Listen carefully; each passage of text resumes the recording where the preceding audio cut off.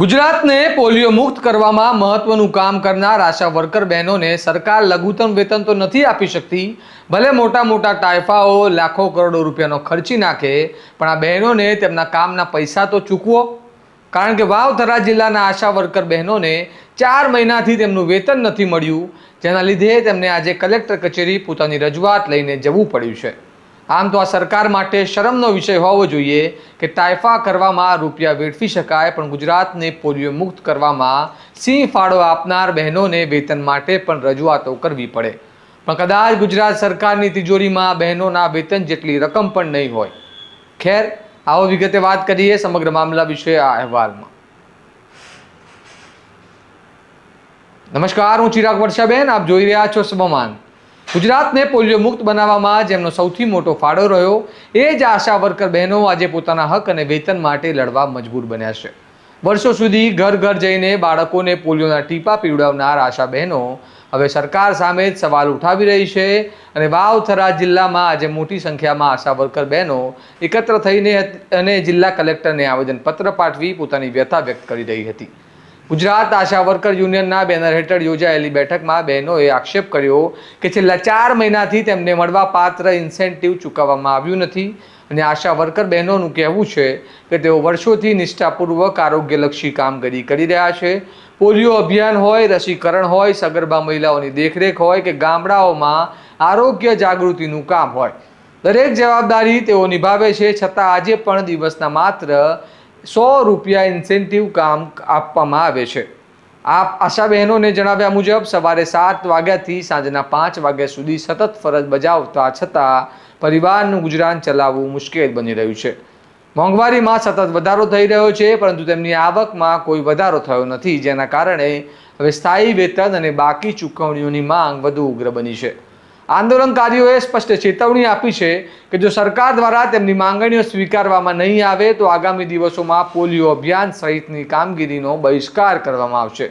એટલે કે જે બહેનો વર્ષોથી બાળકોના સ્વાસ્થ્ય માટે મેદાનમાં રહી છે, કામ કરી રહી છે, તે જ બહેનો હવે પોતાના અધિકારો માટે લડત લડી રહી છે. સાંભળો આ મામલે આશા વર્કર યુનિયનના ગુજરાતના પ્રમુખ પિંકી પરમાર શું કહી રહ્યા છે.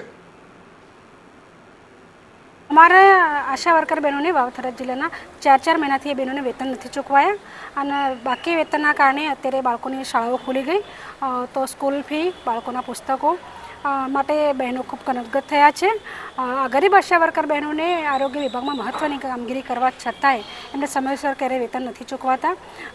સરકારના એક જ દિવસના કાર્યક્રમમાં કરોડો રૂપિયા ફૂંકાઈ જતા હોય, જ્યારે ગરીબ આશા વર્કર બહેનોના 4000થી 4500ના ઇન્સેન્ટિવમાં સરકારની તિજોરી ઉપર જ્યારે ભારણ પડતું હોય, 4 મહિના 6 મહિના સુધી બહેનોને વેતન ન ચૂકવાય, ત્યારે ગરીબ આશા વર્કર બહેનોએ પોતાની નારાજગી વ્યક્ત કરવા કલેક્ટર સાહેબને રજૂઆત કરવા માટે આવ્યા હતા.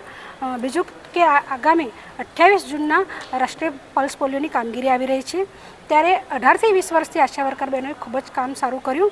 ઘરે ઘરે જઈને ખેતરોમાંથી અને સ્થળાંતર કરતા બાળકોને શોધી અને પોલિયો પીવડાવ્યું, જેથી ગુજરાતને પોલિયો મુક્ત કરી શકાય.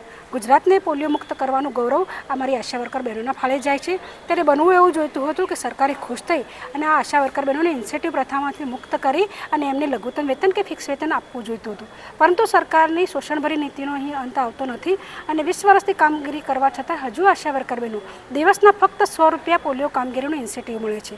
આટલી મોંઘવારીમાં અત્યારે મજૂરનું પણ મજૂરી 300થી 500 રૂપિયા ચાલે છે, તો સવારે 7થી સાંજે 5 વાગ્યા સુધીમાં આશા વર્કર બહેનો 100 રૂપિયામાં કામગીરી કરાવી ના શકાય. આ મહિલા સશક્તિકરણ ના થાય. આ રીતે ગરીબ બહેનોને શોષણમાં વધારે ને વધારે ભોગ બને છે અને એના કારણે આ બહેનોની હાલત કફોડી બને છે. એટલે આશા વર્કર બહેનો પોલિયો કામગીરીનો બહિષ્કાર કરી અને 3 દિવસની હડતાલ કરવાના છે. અહીંયા હવે સૌથી મોટો પ્રશ્ન એ છે કે જે આશા વર્કર બહેનોએ ગુજરાતને પોલિયો મુક્ત બનાવવામાં મહત્વની ભૂમિકા ભજવી, સિંહ ફાળો આપ્યો, શું તેમને સમયસર મહેનતાણું આપવું સરકારની જવાબદારી નથી? શું માત્ર 100 રૂપિયા ઇન્સેન્ટિવમાં આજના સમયમાં કોઈ પરિવારનું ગુજરાન ચાલી શકે?